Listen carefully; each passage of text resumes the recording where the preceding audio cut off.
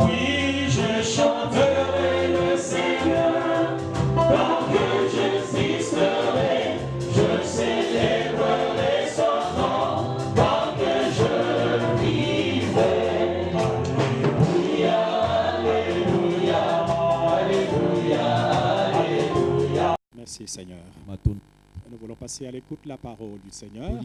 Et voilà, encore une fois, nous avons préparé l'enfant de la maison. Ça, c'est formidable que de récolter, n'est-ce pas, les fruits de notre semence.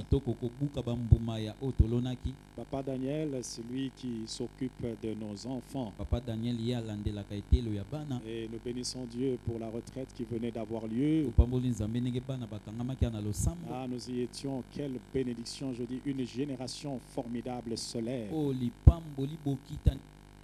De voir les enfants chercher le Seigneur, mon Dieu. Ému vraiment de voir cela. Et je me dis, Dieu est en train de nous préparer une relève formidable. Aidez-moi à accueillir Papa Daniel alors qu'il vient nous apporter la parole du Seigneur. En même temps que tu t'approches, que Dieu te bénisse. Devant tes enfants, Seigneur, et de leur parler, Seigneur mon Dieu, de ta parole. Oh Seigneur mon Dieu, tu es sous ta volonté. Et il n'y a qu'un seul moyen de connaître ta volonté, c'est dans ta parole, oh Dieu. Voilà pourquoi, Seigneur, ce matin, viens, Seigneur, nous parler. Viens parler à ton peuple. Au nom puissant de Jésus, nous avons prié, nous disons Amen. Amen.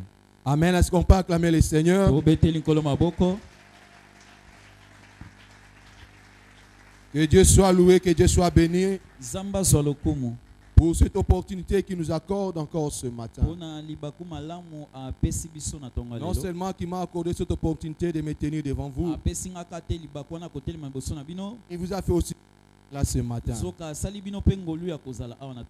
le bénis et je le glorifie. Je remercie aussi mon pasteur, le pasteur Laurent Epengue, notre papa à tous, qui a renouvelé sa confiance sur ma personne. Je vous remercie, vous aussi qui êtes là ce matin. Est-ce que vous pouvez acclamer le Seigneur pour cela?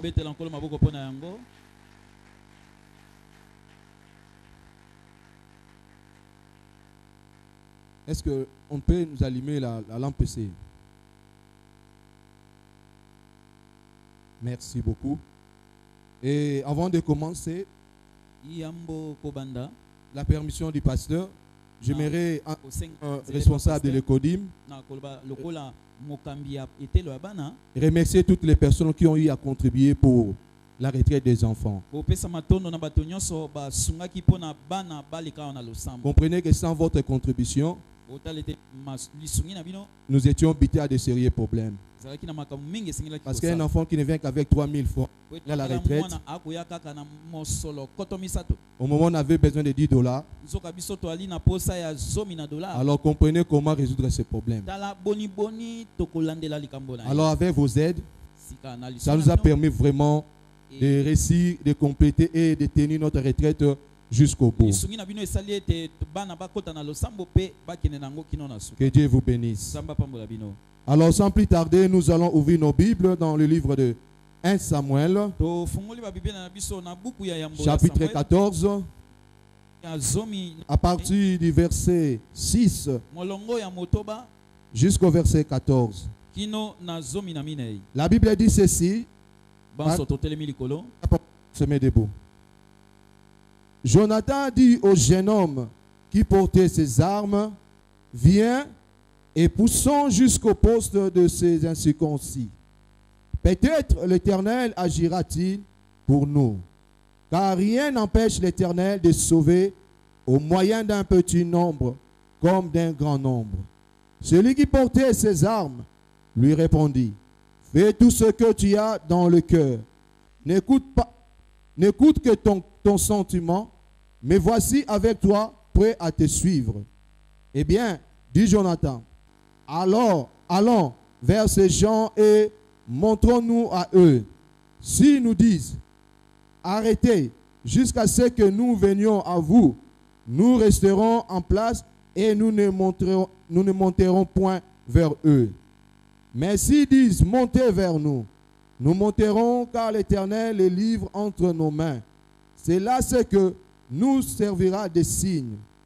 Ils se montrèrent tous deux au poste des Philistins. Et les Philistins dirent, voici les Hébreux qui sortent des trous où ils se sont cachés. Et les hommes du poste s'adressaient ainsi à Jonathan et à celui qui portait ses armes. Monte vers nous et nous vous ferons savoir quelque chose. Jonathan dit à celui qui portait ses armes, monte après moi, car l'Éternel le livre entre les mains d'Israël. Et Jonathan monta en s'aidant de mains et de pieds, et celui qui portait ses armes le suivit. Les Philistins tombèrent devant Jonathan, et celui qui portait ses armes donnait la mort derrière lui. Dans cette première victoire, Jonathan et celui qui portait ses armes tuèrent une vingtaine d'hommes sur l'espace d'environ la moitié d'un arbre de terre. Amen. Amen. Asseyons-nous. Bien-aimés, dans ce passage que nous venons de lire, on nous rencontre la lumière. Dans le passage que nous venons de lire, on nous parle d'un jeune homme, Jonathan, le fils du roi Saoul. Alors que Israël est siégé par l'armée philistine et que les Israéliens ne savaient comment faire face, chasser cette armée qui siégeait Israël. Alors Jonathan, jeune qu'il était, il dit à celui qui portait ses armes, dans le verset 6, il dit, viens, poussons jusqu'au poste de ces incirconcis. Peut-être l'Éternel agira-t-il pour nous. Car rien n'empêche l'Éternel de sauver au moyen d'un petit nombre, comme d'un grand nombre. Comme d'un grand nombre. Alors, celui qui portait les armes lui dit, fais ce qu'il y a dans ton cœur et je te suivrai. Alors il lui donna des consignes. Nous allons monter.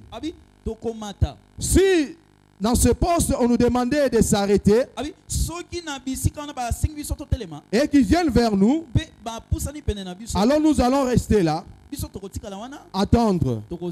Mais si il nous disait monter vers, alors sache que là l'Éternel nous les a livrés. Alors Jonathan avec celui qui portait ses armes, ils se sont mis en marche jusqu'au poste de l'armée philistine. Arrivé là, ils les ont demandé de s'arrêter et de monter vers eux. Et là Jonathan dit à celui qui portait ses armes, oh, voici le signe, Dieu nous a livré. Dieu nous a livré cette armée. Alors ils sont montés et ils ont tué au moins 20 personnes dans 30 minutes plus tard. Et suite à cette victoire, à cela, l'armée philistine s'est bâtie en retraite. Et Dieu a donné la victoire à Jonathan et celui qui portait ses armes. Voilà pourquoi dans le thème que nous voulons développer ce matin, nous voulons parler de la victoire de la foi. La victoire de la foi. Pourquoi la victoire de la foi? Parce que bien aimé, dans ce texte que nous venons de lire, nous voyons deux personnes, deux hommes, s'est décidé Allez toute une armée.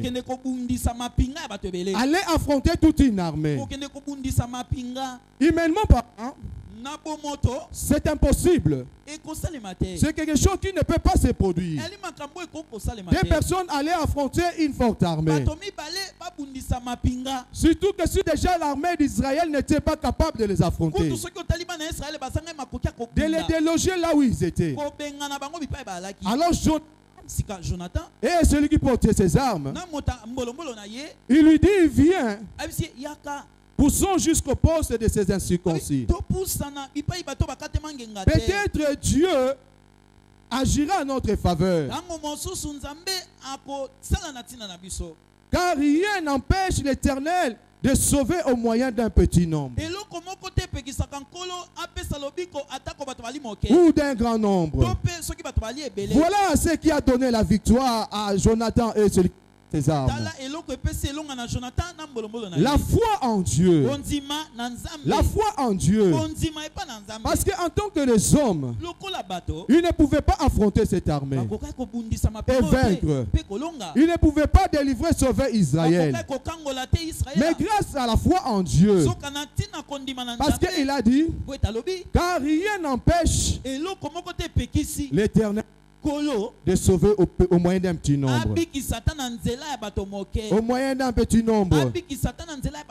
Voilà ce qui a donné la victoire à Jonathan. Bien-aimé, la foi, bien-aimé, est une force, est une puissance. Et celui qui possède la foi est capable d'appeler les choses qui n'existaient pas à l'existence. Celui qui a la foi est capable d'appeler les choses qui n'ont jamais existé, les appeler à l'existence. Bien aimé, la foi permet à manifester de la puissance de Dieu. Elle permet aussi à créer la différence. Bien aimé, celui qui a la foi, cette personne sait créer toujours la différence. Cette personne crée toujours la différence là où il est. Pendant que tout le monde peut-être ne s'entend pas, quelque chose peut se produire. Lui, il est capable de le faire. Lui, il est capable de le faire. Pas parce qu'il est uniquement, pas parce qu'il a fait de grandes études, mais parce qu'il possède la foi. Parce qu'il possède la foi. Mais Jonathan n'avait que la foi en lui. Et il dit à celui qui portait ses armes, viens, poussons jusqu'au poste de ces incirconcis. Bien aimé, celui qui portait les armes n'avait aucune idée. Il ne savait pas ce qui allait se passer. Alors que lui, il portait tout simplement les armes. Il n'avait pas la foi. Mais Jonathan lui dit, viens, poussons jusqu'au poste de ces incirconcis. Alors il va lui dire, fais ce qu'il y a dans ton cœur et je vais te suivre. Bien aimé, j'aimerais te dire une chose. Celui qui a la foi est capable d'influencer, est capable de communiquer la foi à une autre personne. Cet homme n'avait pas la foi, mais Jonathan a communiqué la foi. Jonathan lui a communiqué la foi. Non, il n'avait pas, il ne savait même pas qu'il devait aller affronter cette armée. Bien aimé, un homme de foi, c'est celui qui influence. C'est celui qui influence. C'est celui qui influence. Et l'église d'aujourd'hui, le monde d'aujourd'hui, a besoin des hommes de foi, a besoin des jeunes de foi, des jeunes capables d'influencer leur génération, des jeunes capables d'influencer les gens qui sont tout autour d'eux, des jeunes capables d'entraîner les autres jeunes dans la foi. L'église d'aujourd'hui a besoin de ces gens. Non seulement des jeunes qui ont la foi, même des femmes de foi capables de changer les choses. Comme des Déborah qui sont capables de changer les choses. Le monde a besoin des hommes de foi. Des hommes de foi bien-aimés. Capables à influencer. Capables à influencer bien-aimés. Bien-aimés, j'aimerais dire une chose. Que la foi ne nous pas seulement la certitude ou l'assurance que Dieu agira. L'assurance que Dieu agira. Mais elle sert aussi à démontrer la puissance de Dieu. La foi ne sert pas seulement à la foi que Dieu agira. La ferme assurance, comme la Bible nous le décrit dans Hébreux 11, verset 1. La Bible dit ceci: or la foi est une ferme assurance des choses qu'on espère, une démonstration de celles qu'on ne voit pas. La Bible nous donne des définitions de la foi comme étant l'assurance, la ferme assurance. Je crois que Dieu agira. Oh, un jour Dieu agira. Un jour Dieu se manifestera dans ma vie. Mais la Bible ajoute aussi que la foi est une démonstration. Une démonstration de celles qu'on ne voit pas. Des choses qui n'ont jamais existé. Des choses qu'on ne peut pas voir, palper. On peut l'amener à l'existence. C'est ce que la Bible nous dit. Bien-aimé, la foi ne sert pas seulement à l'espérance. Elle ne sert seulement à espérer, mais à démontrer la puissance de Dieu. Combien ont la foi? Combien aujourd'hui sont capables de démontrer la puissance de Dieu? Parce qu'ils possèdent la foi. Mais beaucoup croient que Dieu agira. Mais manifester, démontrer cette puissance qui est la foi, pour que le monde voie, sache que notre Dieu est tout puissant. Nous sommes capables de démontrer cela. Mais nous devons vivre la foi. Démontrer, bien aimé, dans tous les aspects de la vie, que ce soit dans les domaines spirituels, nous devons démontrer notre foi. Nous devons manifester notre foi. Et cette foi doit se manifester par la puissance qui se dégage, qui se manifeste à travers les dons spirituels, à travers les grâces que Dieu nous accorde. Manifester cette puissance. Mais combien aujourd'hui sont capables de manifester cette puissance? Combien sont en train de manifester cette puissance à travers les dons, à travers les grâces que Dieu donne? Combien sont capables? Bien aimé, nous cherchons des jeunes, des hommes cette fois-là qui sont déterminés à manifester la puissance de la foi, parce qu'ils croient que Dieu est capable, ils croient que Dieu peut tout, et manifester cela n'est pas seulement rester dans les déclarations, mais de démontrer la foi. Bien aimé, la foi, nous devons la démontrer. Pas seulement dans les domaines spirituels, mais dans tous les domaines de la vie. Dans tous les domaines de la vie, bien aimé, on doit manifester la foi. Bien aimé, le monde a besoin de savoir Dieu agit. Le monde a besoin de savoir que non, Dieu peut créer la différence. Le monde a besoin de références aujourd'hui. Mais aujourd'hui, quelles sont les références que nous avons? Ce sont que des gens qui vont dans les sciences occultes, qui sont en train de percer dans la vie, qui sont en train de réussir dans la vie. Le monde a besoin aussi de savoir que non, les hommes de foi, les justes, peuvent aussi percer dans le domaine des affaires. Que les justes peuvent aussi aller de l'avant. Mais il faut qu'il y ait des chrétiens qui ont la foi, capables de démontrer cette foi, pour que le monde sache que Dieu peut te prendre du néant et faire de toi un grand de ce monde. Que le monde sache que grâce à Dieu, grâce à la prière, que cet homme est devenu ce qu'il est aujourd'hui. Donc il a créé ses entreprises, il est devenu milliardaire. Le monde a besoin de ça, bien aimé. La foi, la foi, bien aimé, la foi est capable de tout.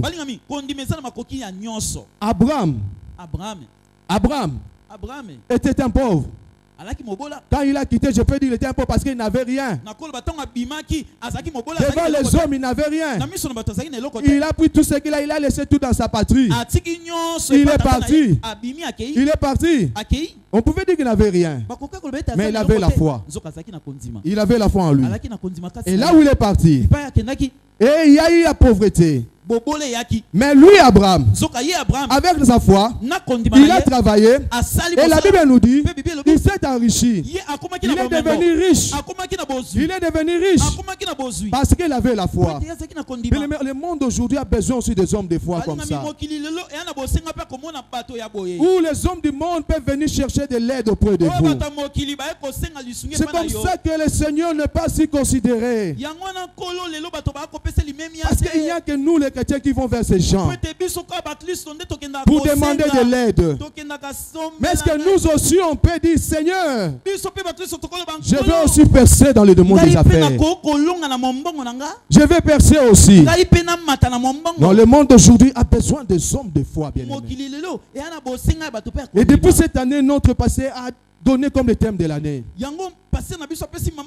Le juste vivra par la foi. Je vois que les pasteurs pensent que il faut que les enfants de la Trinité, cité de la gloire, influencent ce monde par leur foi. Et que vous devez démontrer votre foi par des percées que vous devez réaliser dans votre vie.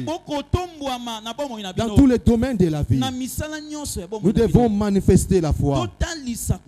Nous devons manifester la foi. Même dans la vie ordinaire. Bien aimé, quand Dieu dit que vous verrez de nouveau la différence entre le juste et le méchant,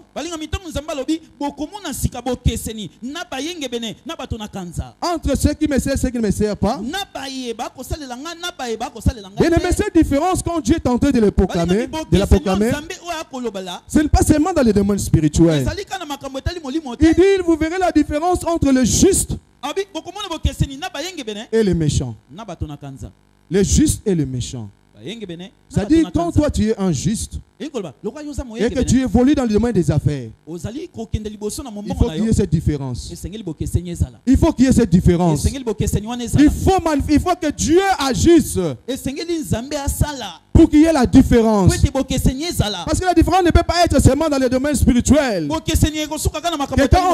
on manifeste des dons spirituels et que les gens sont guéris et que les gens sont délivrés.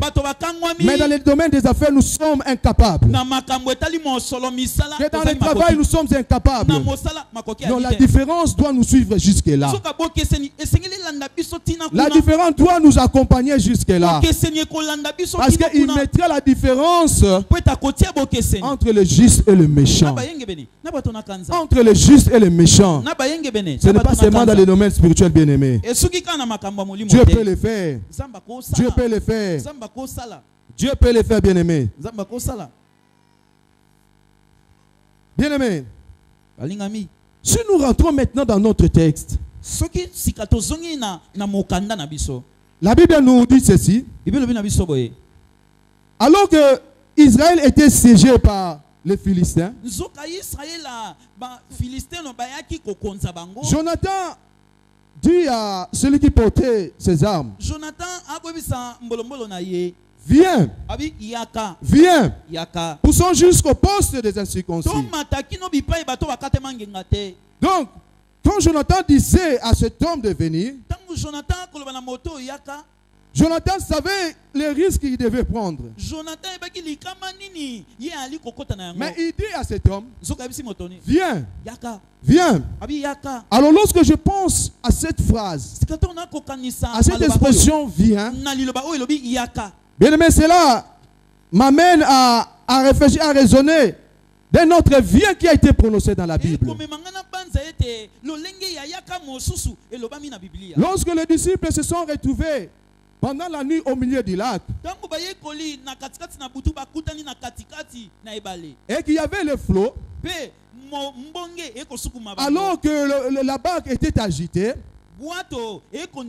pendant la nuit, il voit vers 4e heure, Ils voient une silhouette de loin s'approcher vers eux.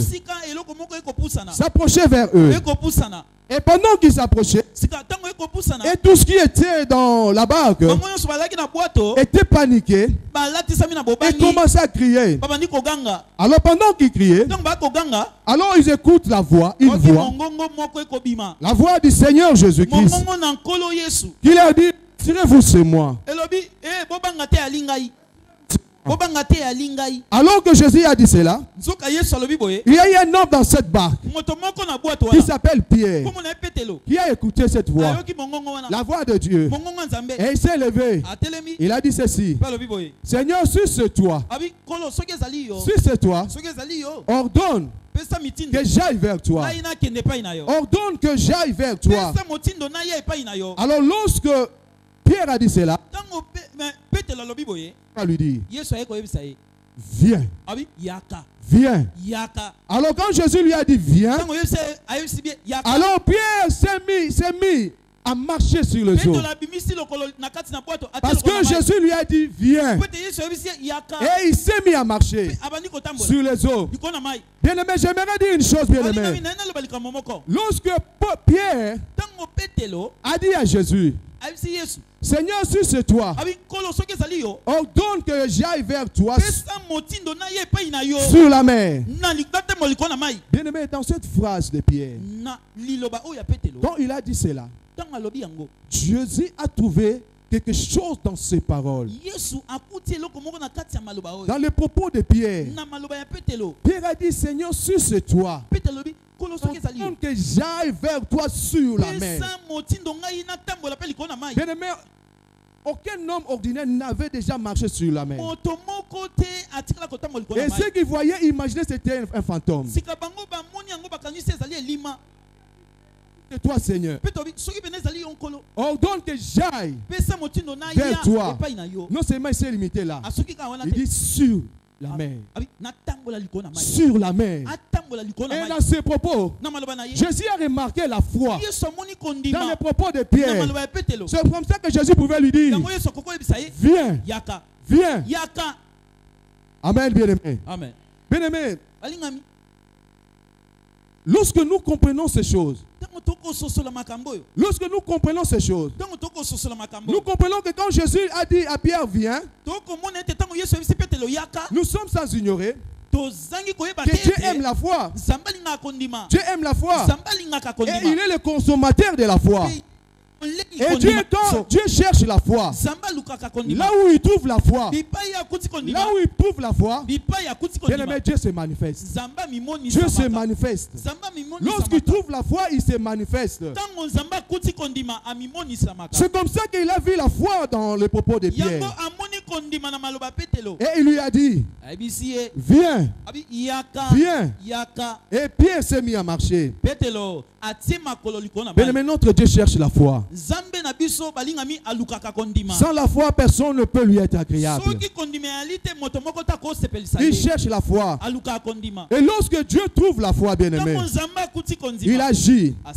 Et si vous aussi vous avez la foi, la Bible dit ceci: même si cette foi est si petite, comme la graine de sénévé, comme la graine de sénévé, mais si cette foi-là petite se met en marche, s'exerce, alors bien aimé, la Bible nous dit, à ce moment-là, rien ne peut tenir devant la foi. Rien ne peut tenir devant la foi. À ce moment-là, vous pouvez dire à une montagne, déplace-toi, la montagne va se déplacer. Vous pouvez dire à la montagne, déplace-toi et jette-toi à la mer, la montagne va être quittée. Si vous avez la foi, si petite, si petite, comme seulement une graine de sénévé, bien-aimé, cherche la foi, de trouver ne fût-ce qu'une petite foi, pour qu'il puisse se manifester, pour qu'il agisse, pour qu'il se manifeste dans ta vie. Juste une petite foi. Parce que celui qui a la foi est capable de soulever les montagnes. Elle peut réduire au silence les ennemis. Bien-aimé, la foi peut faire descendre le feu du ciel. La foi peut faire descendre le feu du ciel. Bien-aimé, imagine un peu. Elle n'avait jamais vécu ces choses. Et il se retrouve devant le Dieu de Baal. Il se retrouve devant le Dieu de Baal. Alors qu'il devait créer la différence entre les méchants, entre les justes et les méchants. Parce qu'il faut qu'il y ait toujours la différence. Et la foi fait la différence. Alors Élie s'est mis à dire, nous allons invoquer. Nous allons invoquer. Que le fait descendre du ciel et consume. Alors les dieux de Baal se sont mis à invoquer. Il s'est mis à invoquer, bien-aimé. Il s'est mis à invoquer. Alors pendant toute la journée, mais lorsque Élie s'est avancé, et qu'il a invoqué l'éternel Dieu, il a invoqué l'éternel Dieu. La Bible dit le feu est descendu du ciel. Le feu est descendu du ciel et a consumé cet autel. La foi est capable, bien-aimé, de faire descendre le feu du ciel. Non, la foi est capable de faire descendre le feu du ciel. Elle peut arrêter le soleil. Bien-aimé, tu peux arrêter le soleil dans ta vie jusqu'à ce que tes ennemis soient réduits à néant. Tu peux arrêter dans ta vie jusqu'à ce que les choses se terminent dans ta vie. Bien-aimé, la foi est capable de changer ta réalité. Un homme qui a la foi, même si elle est petite comme la graine de sénévé. Vous imaginez la graine de sénévé?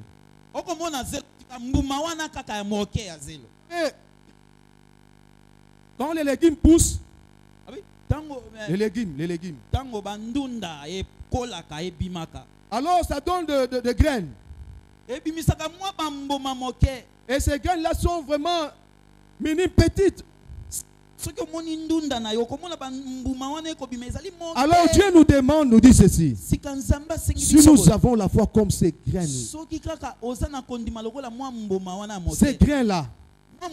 nous pouvons déplacer une montagne.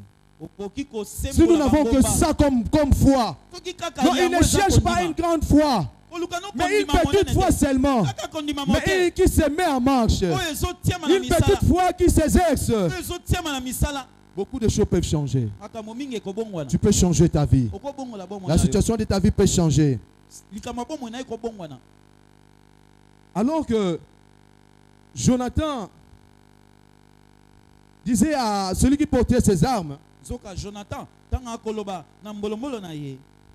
viens, poussons jusqu'au poste des incirconcis. Peut-être, Dieu agira à notre faveur. Dieu agira à notre faveur. Bien-aimé, quand Jonathan est tenté de dire ça, ce n'est pas que Jonathan est tenté de douter. Mais Jonathan est tenté de chercher la collaboration de Dieu. La coopération avec Dieu. Et la coopération avec Dieu, bien-aimé. Et vous verrez cela même quand Pierre, quand il a vu cette silhouette, et que Jésus leur a rassuré que c'est moi. Alors Pierre pouvait aussi se mettre à marcher. Mais il dit ceci: c'est toi. Ordonne que j'aille vers toi. Pierre avait la foi, mais il cherchait aussi la coopération de Dieu pour que sa foi puisse produire la puissance. Et cette coopération, il attendait la parole, une parole qui devait venir du Maître, qui devait venir de Jésus, et qui lui a dit viens. Qui lui a dit viens. Bien aimé, la parole de Dieu est comme une sémence. Et comme une sémence. Vous savez, une sémence, quand vous jetez cela sur une terre, une bonne terre, Alors cette semence va germer, va pousser jusqu'à produire, le fruit. Mais si ce même grain, vous jetez ça sur une terre déserte, alors il ne pourra pas produire. Et ces graines vont mourir de soleil, de sécheresse. Mais si ça tombe sur une bonne terre, ces graines vont pousser parce qu'elle est tombée sur une bonne terre. Bien aimé, la parole de Dieu c'est cette semence et notre foi c'est cette terre. Lorsque la parole de Dieu trouve la foi, lorsque la parole de Dieu rencontre la foi, bien aimé, cette parole ne peut pas rester sans production. Cette parole ne peut pas rester sans effet. Elle se produit toujours. Quelque chose va se passer parce qu'elle a trouvé la foi. Elle a trouvé la foi. Elle a trouvé la foi. Elle va te produire. Elle ne va te produire parce qu'elle a trouvé la foi. Et ce matin, si cette parole trouve la foi dans le cœur de quelqu'un ce matin, si cette parole trouve la foi dans le cœur de quelqu'un ce matin, je t'assure, je te rassure que tu ne sortiras pas de ce lieu tel que tu es venu. Que tu ne sortiras pas de ce lieu tel que tu es venu. Si cette parole trouve la foi dans ton cœur ce matin, et que tu comprends que la foi est capable de changer les choses, alors aujourd'hui, tu vas faire l'expérience de la foi, de la puissance de la foi, de la démonstration de la foi. Car la foi c'est une démonstration. Et tu vas nous démontrer ta foi ce matin. Je suis convaincu de cela, bien-aimé. Alors que Pierre attendait cette parole, lorsque cette parole est arrivée, c'est comme ça que Pierre maintenant a dit, oh, le maître a parlé, Dieu a dit. Alors il s'est sorti de là-bas. Il a commencé à marcher sur les eaux. Pierre a commencé à marcher sur les eaux parce qu'il a cru. Parce qu'il a cru que c'était possible de marcher sur les eaux. C'était possible de marcher sur les eaux. Pierre n'a pas marché sur n'importe quelle eau. Ces eaux-là s'étaient agitées. Il y avait des vagues. Il y avait des vagues qui pouvaient faire peur. Pour dire que non, il fallait que ça soit même des eaux calmes. Bon, ça c'est calme, mais je peux quand même essayer. Mais là, les eaux étaient agitées. Mais Pierre est sorti de là-bas. Il a mis son premier pied, le deuxième pied. Alors il a commencé à marcher sur les eaux. Il a commencé à marcher sur les eaux. Mais j'aimerais te dire, même si ta vie est agitée, même si ta vie est agitée, même si ta vie est agitée, si tu as la foi, si tu as la foi, oh, ces eaux-là vont devenir comme une terre ferme, asphaltée, et tu vas marcher à pied sec, sans que tu puisses te noyer. Voilà la foi. Voilà la foi, c'est que la foi peut faire, bien-aimé. Nous ne devons pas seulement voir l'assurance. Démontrons cette foi. Et j'aimerais qu'après ce culte, que notre façon d'agir change. Notre vision change. Que les gens puissent maintenant commencer à vivre la démonstration de la foi. Partout où ils sont, partout où ils se retrouvent, ils vivent la foi. Ils vivent la foi. Bien, mais c'est comme ça qu'un jour, nous sommes à l'église. Alors qu'on était à l'église, on vient appeler une maman. Viens, ton enfant fait crise à la maison.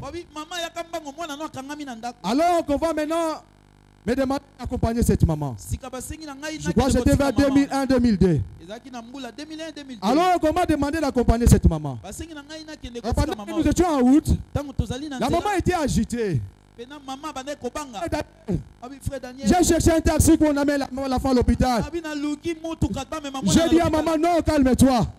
Arrivons d'abord à la maison. Arrivons d'abord à la maison. Et on arrive à la maison. On trouve que l'enfant avait convulsé, avait fait une crise et il ne bougeait plus. Et les latines sont montés au-dessus. Alors c'est dans cet état qu'on a trouvé l'enfant. Et la maman a à pleurer.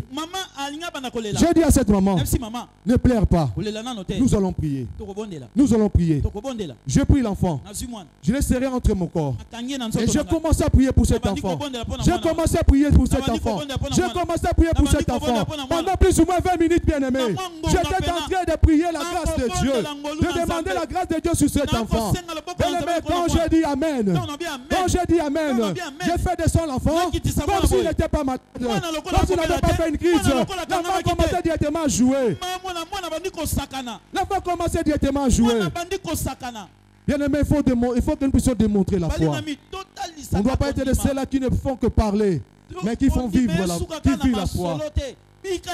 Cet enfant a commencé à jouer à l'immédiat, comme s'il n'avait pas fait une crise, comme si cet enfant allait mourir. Et les parents ont dit bon, on l'amène quand même à l'hôpital. Ils vont à l'hôpital. Ils examinent l'enfant, il n'y a rien. Ils examinent l'enfant, il n'y a rien. Et ils sont rentrés avec l'enfant à la maison. Et depuis ce jour-là, l'enfant était guéri. L'enfant était guéri. Et on l'a plus amené à l'hôpital. Cet enfant aujourd'hui a plus de 20 ans. A plus de 20 ans. Bien-aimé, tu peux vivre la puissance de Dieu dans ta vie. Tu peux vivre la puissance de Dieu. Si tu crois, tu verras la puissance de Dieu.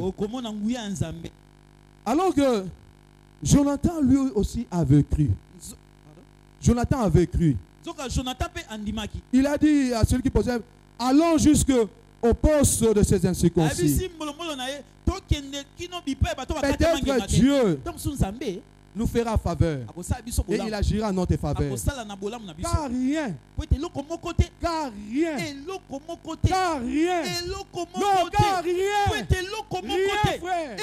n'a pas empêché Dieu de sauver au moyen d'un petit nombre. De sauver au moyen d'un petit nombre. Rien ne peut empêcher Dieu. Bien-aimé, j'aime la foi de Jonathan. J'aime la foi de Jonathan. Il dit rien ne peut empêcher Dieu de sauver au moyen d'un petit nombre. Dans les déclarations de Jonathan, il exclut la possibilité d'échouer. Il exclut la possibilité d'échouer dans sa démarche. Quand il invite celui-là de l'accompagner, et dans ses propos, il ne montre pas que non, ils peuvent connaître un échec. Il ne montre pas que non, ils peuvent échouer. Parce qu'il reconnaît la puissance de Dieu. Il reconnaît la puissance de Dieu. Il sait que Dieu est le Tout-Puissant. Dieu est le Tout-Puissant. Et aucune réalité, aucune situation ne peut s'opposer à lui. Ne peut l'empêcher d'agir. Ne peut l'empêcher d'agir. C'est ce qu'Ésaïe 43, verset 3 nous dit. Nul ne délivre de ma main. Nul ne délivre de ma main. J'agirai qui s'y opposera. J'agirai qui s'y opposera. J'agirai qui s'y opposera. Jonathan savait que rien ne peut s'opposer à Dieu. Rien ne peut s'opposer à Dieu. Et toujours dans Isaïe 14, verset 27. La Bible dit ceci. L'Éternel des armées a pris cette résolution. Qui s'y opposera? Qui s'y opposera? Lorsque Dieu prend une résolution, qui s'y opposera? Lorsque Dieu décide de changer ta vie, qui s'y opposera? Lorsque Dieu a dit mettre la différence entre les justes et les méchants, qui s'y opposera? Qui s'y opposera? Dieu a déjà déclaré, il mettra la différence entre les justes et les méchants. À ma prière ce matin, que Dieu crée cette différence. Que Dieu crée cette différence. Que Dieu change les choses. Qui s'y opposera? Et David pouvait encore dire, nous dire que la force est à Dieu. La force est à Dieu. Pour dire que ici sur cette terre, dans ce monde, il n'y a pas un homme qui est plus fort. Il n'y a pas un homme qui est plus fort. Il n'y a que Dieu. Parce que la force est à Dieu. La force est à Dieu. Merci, la force est à Dieu. Ton problème là n'est rien devant Dieu. Ta situation n'est rien devant Dieu. Ta réalité n'est rien devant Dieu. Dieu peut changer les choses. Parce qu'il est le Dieu le Tout-Puissant. La force est à lui. La force est à lui. Bien dans les propos de Jonathan, vous sentez, c'est une personne qui n'a pas peur. Une personne qui n'a pas peur. Qui est déterminée d'aller et de vaincre. Il était déterminé d'aller et de vaincre. Il n'avait pas encore combattu. Il savait d'avance qu'il allait vaincre. Il savait d'avance qu'il allait vaincre. Parce que rien n'empêche Dieu de sauver au moyen d'un petit nombre. Il savait qu'il allait vaincre. Jonathan était déterminé, était convaincu de la puissance de Dieu. Ils sont convaincus de la puissance. Combien ce matin de Dieu en ce lieu? Comme Jonathan était convaincu. Voilà les choses qui doivent caractériser un homme de foi. Un homme qui a le goût du risque. Un homme qui a le goût du risque. Même si maintenant c'est impossible. Ah oui, c'est possible. Là où les hommes disent non, lui il dit c'est oui. Lorsque les hommes disent oui, lui il dit c'est non. Bien-aimé, voilà un homme de foi qui s'est risqué, déterminé, abouti. Un homme de foi ne recule pas. Même quand il voit les choses deviennent de plus en plus compliquées, il avance. Il avance. Il avance. Parce qu'il est convaincu. Il est convaincu de la puissance de Dieu. Il est convaincu de la puissance de Dieu. Mais si nous tous ici, nous sommes convaincus de la puissance de Dieu. Si nous tous ici, nous sommes convaincus de la puissance de Dieu. J'ai dit ce matin, les malades seront guéris. Les gens qui sont possédés seront délivrés. Les gens qui n'avancent pas souvent avancer ce matin. Si nous sommes convaincus de la puissance de Dieu, c'est possible, bien-aimé. C'est possible, bien-aimé. Voilà pourquoi la Bible nous dit dans Marc 11, 23. Si quelqu'un dit à cette montagne, ôte-toi de là et jette-toi dans la mer, et s'il ne doute point, et s'il ne doute point en son cœur, mais quoi que ce qu'il dit arrive. Non, la Bible n'a pas dit arrivera. Et que ce qu'il dit arrive. Ce qu'il dit arrive. Si tu ne doutes pas, alors vous verrez cela s'accomplir. Vous verrez cela s'accomplir. Si tu ne doutes pas, si ce matin tu ne doutes pas de la puissance de Dieu, si ce matin tu ne doutes pas que Dieu peut te toucher, que Dieu peut te guérir ce matin, si tu ne doutes pas, bien-aimé, tu verras la puissance de Dieu. Tu verras la puissance de Dieu. C'est ce que Jacques nous dit dans Jacques 1, 5 à 6. Si quelqu'un d'entre vous manque de la sagesse, qui demande, Dieu qui demande, pardon, si quelqu'un manque, 5 à 6, si quelqu'un d'entre vous manque de la sagesse, qu'il la demande à Dieu, qui donne à tous simplement et sans reproche, et lui sera donné. Mais qu'il la demande avec foi, sans douter. Car celui qui doute est semblable au flot de la mer, agité par le vent et poussé de côté et d'autres. Celui qui doute est comme le flot poussé par le vent. Bien-aimé, ce matin, j'aimerais t'appeler à la foi ce matin. À la foi ce matin.